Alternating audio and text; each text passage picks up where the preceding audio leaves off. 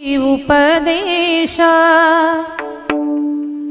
नका करुणाश आयुष्याचा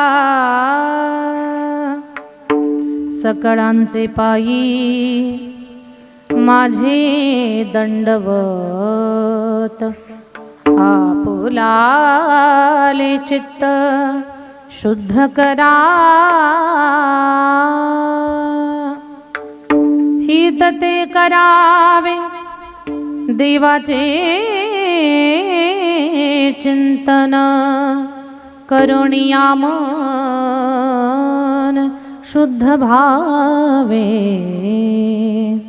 तो का म्हणे लाभ होय तो व्यापार करा काय फार शिकवावे सकळांचे पायी माझे दंडवत आपुलाले चित्त शुद्ध करा विठ्ठल विठ्ठल विठ्ठल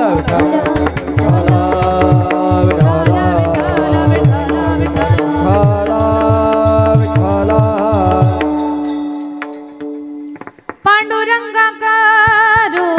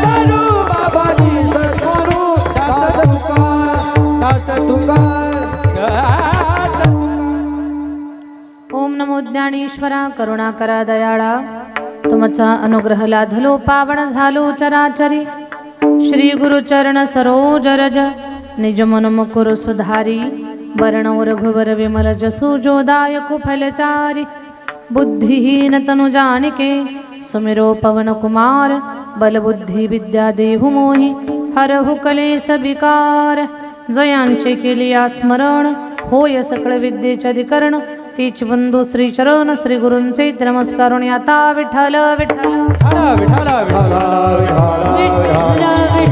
विठ्ठल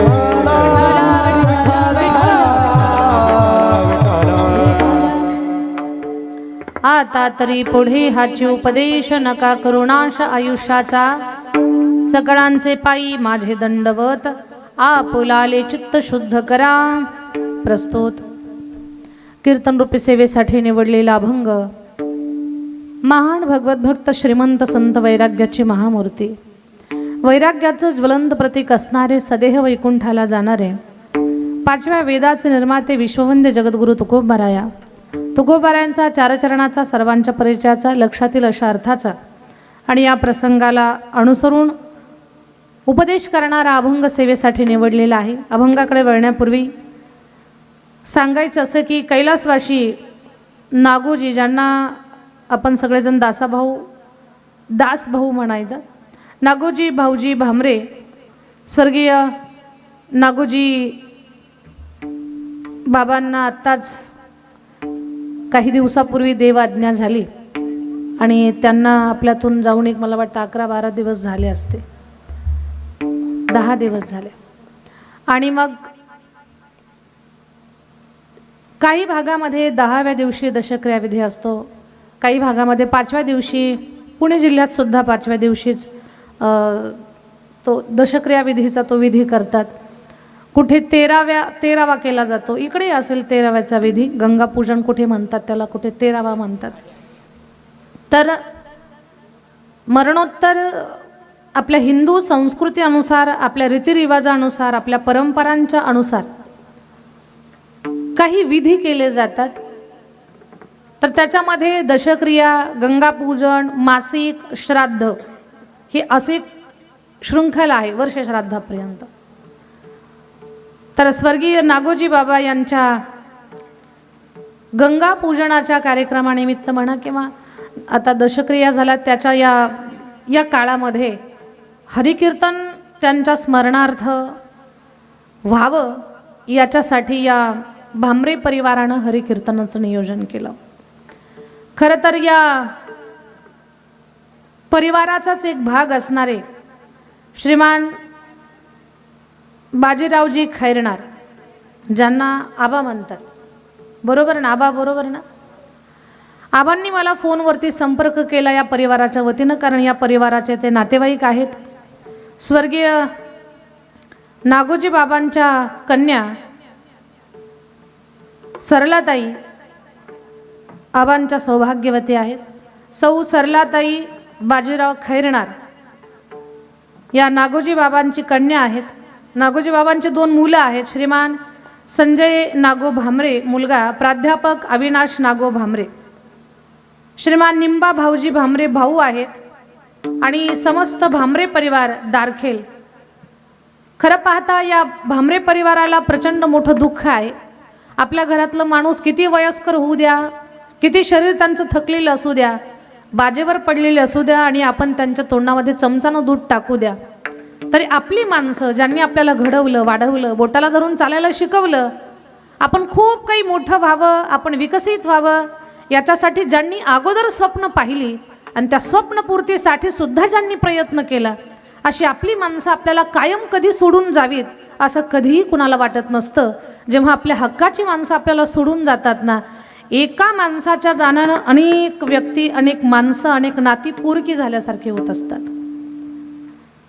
वयानं ज्यांचं वय खूप जास्त होतं, जवळजवळ 80+ ज्यांचं वय, असे नागोजी बाबा यांच्या जाण्यानं या भामरे परिवाराला खूप मोठं दुःख झालेलं आहे. पण या प्रसंगी आपण हरिकीर्तन करू हा विचार खैरनार आबांच्या मनामध्ये आला आणि पूर्ण कुटुंबियांच्या समोर जेव्हा सर्व पारिवारिक जण चर्चा करत होते की कीर्तन कुणाचं ठेवायचं, ही चर्चा जेव्हा चालली तेव्हा आबांच्या मनामध्ये पहिलं आमचं नाव आलं. आणि खरं तर असा काहीतरी प्रसंग घडेल आणि दिदींना या प्रसंगी आपल्याला कीर्तनाला बोलवायची वेळ येईल हे आबांनाही माहिती नव्हतं. कारण आत्ताच काही दिवसापूर्वी मसदीला माझं कीर्तन झालं, तिथे आबा आणि आबांच्या सौभाग्यवती दोघंही कीर्तनाला आले होते. खरं तर याच्या अगोदर त्यांना मी मसदीच्या भेटीच्या अगोदर प्रत्यक्षात पाहिलं नव्हतं, पण 2023 पासून या भागात मी कीर्तनाला यावी याच्यासाठी आबांचा प्रयत्न चालू होता. 2023 पासून ते मला फोन करतायत की आमच्या भागात कार्यक्रमाला या, पण नेमकं रामनवमीच्या काळात फोन करतात. आणि रामनवमी म्हणजे खूप मोठा पर्व काळ आहे. त्या काळामध्ये कथा ही सगळी सत्र असतात आणि कथा जर कुठे दूर असेल तर तेवढ्या दूरवरचं अंतर पूर्ण करून या भागात येणं, कारण आम्ही बीड जिल्ह्यामध्ये राहतो, तिथून इकडे येणं आमच्यासाठी खूप लांब होतं. मग रामनवमीच्या पर्व काळात 2-3 वर्षापासून सलग फोन आहेत, पण या प्रसंगी आम्हाला इथे येण्यात आलं आणि आबांची तळमळ की तारीख दिल्यापासनं आम्ही कसं यावं, काय यावं, या सगळ्या गोष्टींच्या धडपडीमध्ये ते आहेत. खूप चांगल्या पद्धतीने 1 दिवसीय कार्यक्रमाचं नियोजन त्यांच्या मार्गदर्शनाखाली या भामरे परिवारानं केलेलं आहे. आज कीर्तनाच्या साथीसाठी दारखेलचं सगळं भजनी मंडळ आहे, माऊली परिवार साक्री तालुका या ठिकाणी महाराज मंडळी उपस्थित आहेत. मृदंगाची अतिशय सुंदर अशी साथ देणारे मयूर महाराज आहेत. मयूर महाराज खूप छान वाजवतात तुम्ही, बरं, खूप सुंदर. मयूर महाराजांसाठी एकदा टाळी वाजवू आपण. वाजवण्यातली एक समजदारी असते, ती तुमच्याकडे आलेली आहे, खूप सुंदर. आणि गायनाची अतिशय उत्कृष्ट अशी साथ देणारे हरिभक्तपरायण किरण महाराज वळवाडे, किरण दादांसाठी सुद्धा एकदा टाळी वाजवू आपण. अतिशय गोड कंठ आहे. आणि हरिभक्तपरायण रमेश महाराज अखतवाडे, रमेश दादांसाठी सुद्धा एकदा जोरात टाळी झाली पाहिजे. फार सुंदर जबाबदारीचं गाणं आहे, भरलेला स्वर आहे दोघांचा, अतिशय सुंदर गात आहेत. सगळे भजनी मंडळ मस्त का हे पायावरी या वारकरी संतांच्या, मला सर्वांचा परिचय नाहीये, सर्व ज्ञानानं वयानं तपानं अधिकारानं मोठे असणारी मंडळी, टाळं घेऊन उभे असलेल्या ताई आहे. ताई, हां, बरं बरं. आणि बाळा तुझं काय नाव? हर्षदा. कीर्तनाचा अभ्यास करते हर्षदा आणि खूप छान. बाळा विना घेतलास ना, या गोष्टीत मला खूप समाधान वाटलं, है ना, कारण कीर्तनाचा अभ्यास चालू झाल्यानंतर विना घेण्याचं तो भाव मनामध्ये येण्यासाठी सुद्धा खूप माऊलीची कृपा लागते. हर्षदाचं कौतुक आहे. हार्मोनियमची साथ देणारे हरिभक्तपरायण दादा महाराज. हां ना, गावाची नावं मला इकडच्या माहिती नाही तेवढी, आणि ती गावाची नावं ऐकली थोडी कन्फ्यूज होते मी, मला नावं सांगा. हां हो, तर हरिभक्तपरायण दादा महाराज आहेत.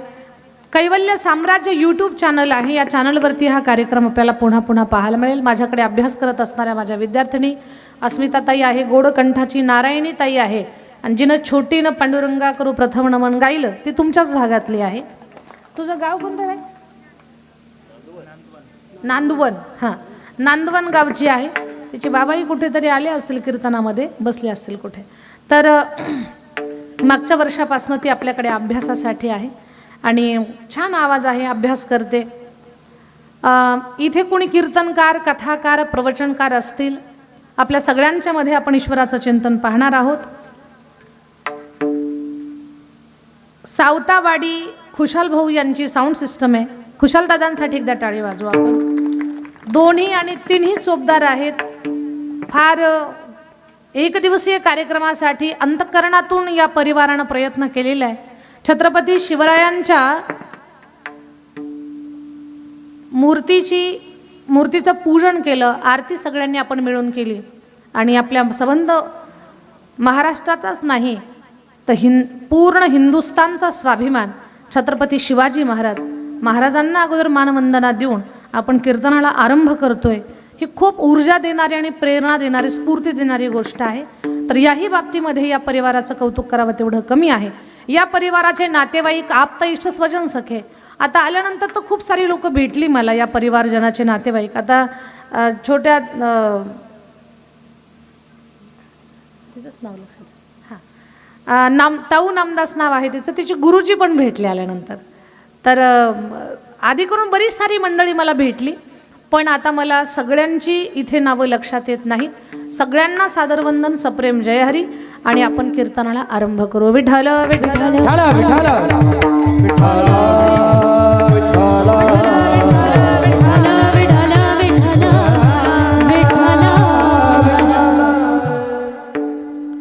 फार कष्टातून, शून्यातून हा परिवार उभारलेला आहे.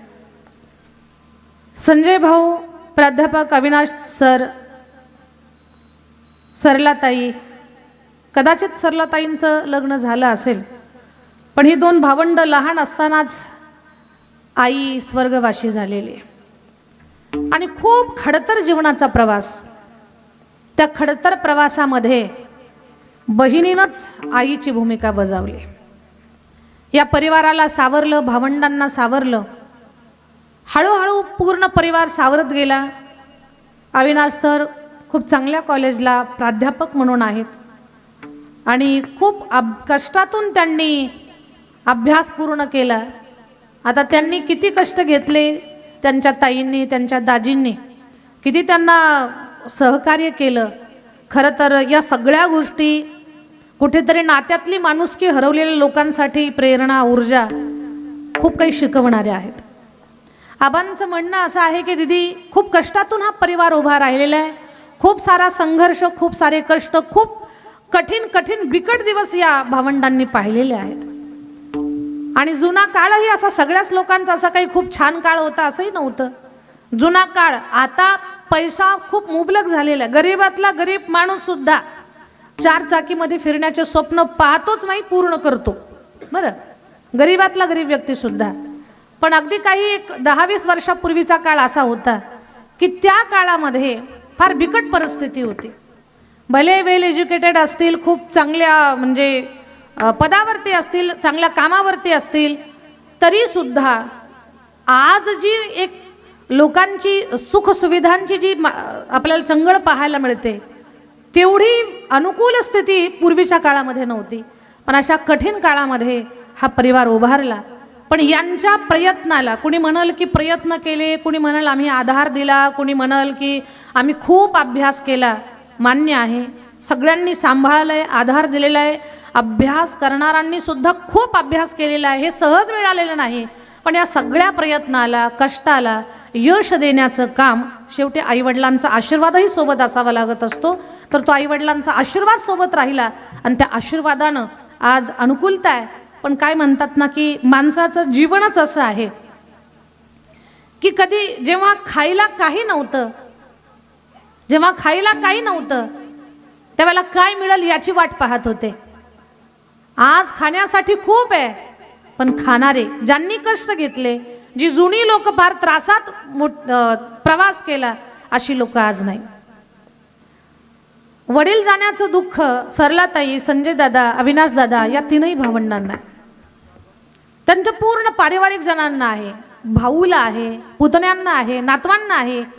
आपल्यातलं कोणीतरी एक जबाबदार ज्येष्ठ व्यक्तिमत्व हरवलंय, याचं दुःख काय असतं त्या गोष्टीची जाणीव या सर्व परिवाराला आहे.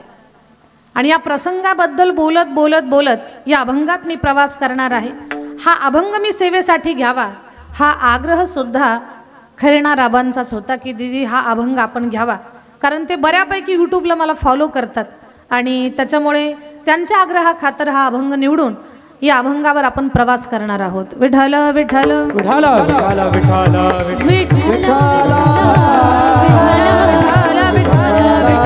विठ्ठल. सर्वात प्रथम तुम्हाला मी अगोदर सांगेन, आपल्या जीवनातले वडील हरवणं म्हणजे आपल्या डोक्यावरचं छत्र हरवण्यासारखं आहे. थकलेला बाप असू दे, काहीच काम न करणारा बाप असू दे, पण बापाचं असणं वेगळं असतं आणि बाप गेल्यानंतरची अवस्था वेगळी असते.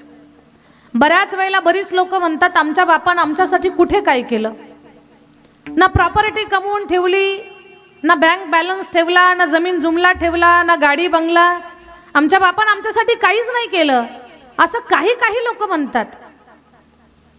पण अशा लोकांना मला सांगावं असं वाटतंय, आपल्या बापानं आपल्याला प्रॉपर्टी ठेवली का नाही, जमीन जुमला ठेवला का नाही, त्यानं आपल्याला गाडी दिली का नाही, त्यानं आपल्यासाठी बंगला दिला का नाही, हे अजिबात महत्त्वाचं नाही.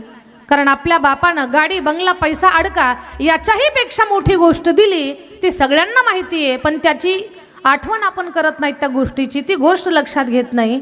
आपल्या बापानं अशी एक गोष्ट आपल्याला दिली, बोलताना ऐकू देऊ नका, आपल्या बापानं अशी एक गोष्ट आपल्याला दिली, ती जगाच्या बापाला सुद्धा आपल्याला द्यायला जमली नाही, अशी गोष्ट दिली. तुम्ही म्हणाल काय दिलं, बापानं बंगला दिला का, गाडी दिली का, पैसा दिला का, जमीन दिली का, प्रॉपर्टी दिली का, अजिबात महत्त्वाचं नाही. आपल्या बापानं आपल्याला समाजामध्ये ताठमानेनं जगण्यासाठी त्यानं त्याचं नाव आपल्याला दिलं, हे सगळ्यात मोठं दान दिलं. दुसरं काहीही मागायचं नाही. बाकी सगळ्या गोष्टी प्रारब्धानं प्रयत्नानं तुम्हाला मिळणार आहेत. अन्न मान धन हे तो प्रारब्धाधीन ही संतांची वचन आपल्याला मान्य करावी लागतील. त्यानं आपल्याला नाव दिलं. आपल्या जीवनामध्ये वडील ही भूमिका, वडील हे पात्र एवढं महत्वाचं आहे. लक्षात घ्या, वडील सोबत असले ना, जीवनाची किती मोठी लढाई असू द्या, लढण्याची तयारी आहे. पण वडील ज्यावेळेला आपल्या जीवनातून वजा होतील किंवा दूर निघून जातील, मातीच्या आड आणि ढगांच्या पलीकडे जातील ना, तेव्हा असं वाटतंय जिंकलेली लढाई आज आपण हारलो, असा भाव आपल्या अंतःकरणाचा निर्माण होतो. वडील म्हणजे खूप मोठा आधार आहे, खूप मोठा आधार. आपल्या जीवनातला आधार वड, आपल्या घराची भक्कम भिंत, आपल्या वाड्याचा बुलंद दरवाजा, आपल्या घरावरचं छत, किती किती गोष्टी, किती उपमा द्याव्यात बापाबद्दल. वडील म्हणजे आपल्या जीवनातले खंबीर साथ, खंबीर छत्र आहे. आणि रोज आपण आईचं प्रेम या गोष्टीची अनुभूती घेतो किंवा आईबद्दल ऐकतो. खूप साऱ्या कविता पण झाल्या आईबद्दल, आईबद्दल खूप आपण ऐकतो. आता बरेच सुशिक्षित माणसं माझ्या समोर आहेत. आई जेवढी गायली, आई जेवढी लिहिली, आई जेवढी सांगितली, साहित्यानं सुद्धा बापाला तेवढा न्याय साहित्यानं सुद्धा दिलेला नाही. आईवर जे साहित्य तयार झालंय तेवढं बापावर आपल्याला पाहायला मिळत नाही. पण या प्रसंगी काही गोष्टी बोलण्याचं मी धाडस करणार आहे. आईचं प्रेम तर अद्भुत आहे. त्या प्रेमाला आपण कुठल्या तराजूमध्ये तोलू शकत नाहीत. पण या व्यासपीठावरनं एक 5 ते 10 मिनिटासाठी आई जे प्रेम करते ना, त्याहीपेक्षा काकणभर अधिकचं प्रेम आपला बाप आपल्यावरती करत असतो, या गोष्टीला थोडंसं मी बळ देणार आहे. ही गोष्ट प्रकर्षानं मी तुमच्या समोर मांडणार आहे. आईला जाऊन तर खूप वर्ष झाली, सरलाताई, संजय दादा, अविनाश दादा. पण वडील गेल्याचं काय दुःख असतं, या 8-10 दिवसामध्ये या 3ही बहीण भावंडांना काय त्यांच्या मनावर काय गोष्टी होत असतील, काय विचार करत असतील. सरलाताईंसाठी तर म्हणजे आईला जाऊन तर 20 वर्षापेक्षाही जास्त काळ झाला आहे असं त्यांच्या सांगण्यातून मला आलंय, ऐकलंय मी. पण वडील होते ना, तर तेव्हा काही वेगळंच किंवा एक आई नसल्याचं दुःख माणूस कधी विसरत नसतो, पण वडिलांना पाहून कुठेतरी माणूस स्थिर होत असतो. पण आता आई पण नाही, वडील पण नाही, काय अवस्था असेल. मुलगी कितीही वयानं मोठी होऊ द्या, ती जबाबदार होऊ द्या, तिच्या हाताखाली नातवंड येऊ द्या, तिची नातवंड येऊ द्या, पण माहेराच्या बाबतीतली जी ओढ असते ना, ती जाणवते दसरा दिवाळीच्या सणाला. लेकीबाळीची अवस्था कशी असते. दिवाळीच्या मुळा लेकिया सावली, लेकिया सावली, पाहत सेवा टोली, पाहत सेवा टोली, पंढरीची भेटी लागी जीवा,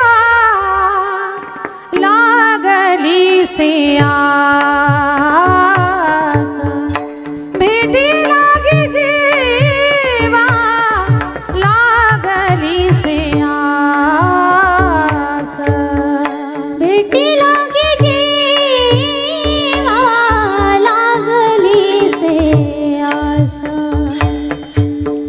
भेटी लागी जीवा, लागली से आस. दिवाळीच्या मुळा लेकिया सावली, लेकिया सावली, दिवाळीच्या मुळा लेकिया सावली, लेकिया सावली, पाहत सेवा टोली, पाहत सेवा टोली, पंढरीची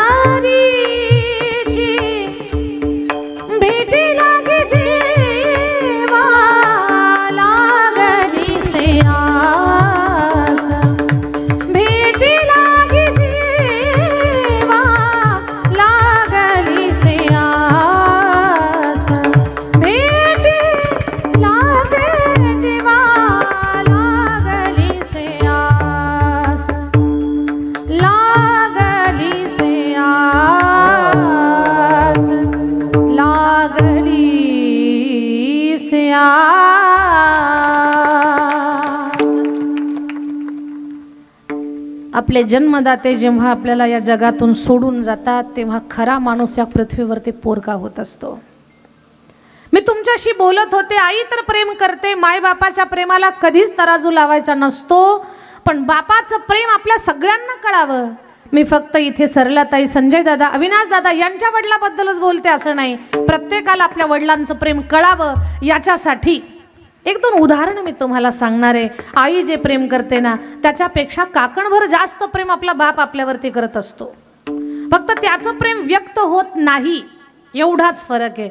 तो व्यक्त होत नाही का, त्याला साठवायची सवय लागलेली आहे. सगळं मनात साठवायचं, सुख दुःख सगळ्या गोष्टी. आई रडून मोकळी होते. चुलीच्या तोंडाला भाकरी भाजणारी माय साऱ्या जगाला दिसते, पण त्या भाकरीसाठी मनाचं पोतं पाठीवर घेऊन पळणारा बाप अजूनपर्यंत जगाला दिसत नाही.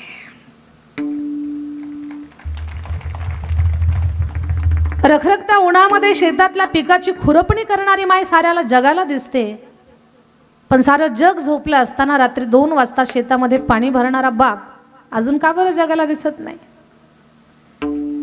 मुलगी सासरी वाटी लावताना 4 चौघीच्या गळ्यामध्ये पडून रडणारी माय साऱ्या जगाला दिसते, पण अरे मुलीचं लग्न जमलंय त्या तारखेपासनं रात्र रात्र उशी तोंड घालून ओक्साबोक्षे रडणारा बाप अजून का जगाला दिसला नाही.